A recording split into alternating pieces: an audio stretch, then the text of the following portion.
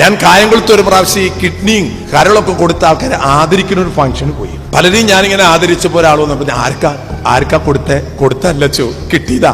എന്ത് കിട്ടി? കിഡ്നിയാണോ? കിഡ്നി അല്ലച്ചോ, ലിവറാണ് എനിക്ക് കിട്ടിയത്. ആരാ തന്നെ? എന്റെ മോനാണച്ചോ. ഞാൻ രണ്ടു വാക്ക് പറഞ്ഞോളാൻ പറഞ്ഞു.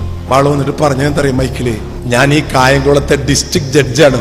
അയാളുടെയും കിഡ്നി പോകുന്നത്, അല്ലാണ്ട് ഡിസ്ട്രിക്ട് ജഡ്ജിന്റെ കിഡ്നി പോകാൻ പാടില്ല. എന്താ പോയാലും എന്താ?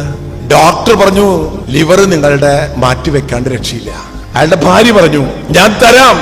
ഡോക്ടർ പരിശോധിച്ചു, നിങ്ങളുടെ ഫാറ്റി ലിവറാണ്, നിങ്ങൾക്ക് എടുക്കാൻ പറ്റില്ല. അപ്പൊ ഞാൻ ഡോക്ടർ എനിക്ക് കുറച്ച് നാൾ കൂടി ജീവിക്കണം. സഹനങ്ങളുടെ നടുവില് നമ്മൾ വിളിച്ചു പറയും. ഇപ്പോഴൊന്നല്ല, നമുക്കിപ്പോ രോഗങ്ങളും പ്രയാസങ്ങളും ഇല്ലാത്ത കാലത്താണെന്ന് തോന്നില്ല. ഇത് പറഞ്ഞു നിൽക്കുമ്പോ അയാളുടെ മോനോട് നിൽക്കുന്നുണ്ട്. അപ്പന് ഞാൻ ലിവർ തരും. 22 വയസ്സുള്ള മകൻ, കല്യാണം കഴിച്ചിട്ടില്ല അവൻ. 14 മണിക്കൂർ നീണ്ടു നിൽക്കുന്ന ശസ്ത്രക്രിയക്ക് തയ്യാറാണ്. എന്റെ സ്വന്തം ശരീരത്തിൽ നിന്ന് മുറിച്ച് എന്റെ അപ്പന് തരാം. സ്നേഹം സഹനമാണ് പ്രിയമുള്ളവരെ. വെറുതെ വർത്താനല്ല അച്ഛൻ നിങ്ങളോട് പറയുന്നത്.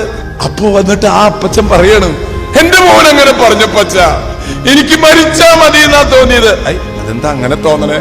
തന്തയ്ക്കും തള്ളയ്ക്കും കഞ്ഞിവെള്ളം പോലും കൊടുക്കാത്ത കാലത്ത്, ഗ്യാസ് കുറ്റിയെടുത്തിട്ട് അമ്മേരെ തലക്കടിച്ചു കൊല്ലുന്ന കാലത്ത്, സ്വത്തിന്റെ തർക്കത്തിന്റെ പേരിൽ അപ്പനമ്മയ്ക്കും വിഷം കലക്കി കൊടുക്കുന്ന കാലത്ത്, എന്റെ മകൻ ഇങ്ങനൊരു മകനെ ദൈവം എനിക്ക് തന്നില്ലേ?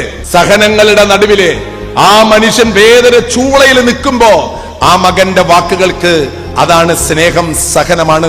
ആ സ്നേഹത്തിന് ആർക്ക് വിലയിടാൻ പറ്റും? അങ്ങനെ ആ മകന്റെ ലിവറാണ് അച്ഛൻ എന്റെ ശരീരത്തിലിരിക്കണത്.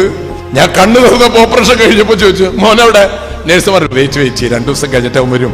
2 ദിവസം കഴിഞ്ഞപ്പോ ഇവിടെ ഇങ്ങനെ കംപ്ലീറ്റ് ഇവിടെ മുണ്ടൊക്കെ കയറ്റി ഇവിടെ കെട്ടിയിട്ട്, പെണ്ണുങ്ങളൊക്കെ കെട്ടിയിട്ട്, രാജ്യസദസ്സിലൊക്കെ വരാൻ കണ്ടിട്ടില്ല, മറ്റേ മുണ്ട് ഇവിടെ കെട്ടിയിട്ട് അവൻ വന്നിരിക്കുക. കൈ ഇങ്ങനെ പിടിച്ചിട്ടുണ്ട്. എന്താ? യൂറിന്റെ ബാഗ്. അവൻ വന്നപ്പോ നോക്കണ്. അപ്പോ അപ്പം കരയുമ്പോ, എന്തിനപ്പം കരയണേ? പ്രിയമുള്ളവരെ, കുരിശിൽ കിടക്കുന്ന കർത്താവ് ബാഗ് പിടിച്ച് വന്ന ആ മകനുണ്ടല്ലോ, മകനാ നിനക്ക് വേണ്ടി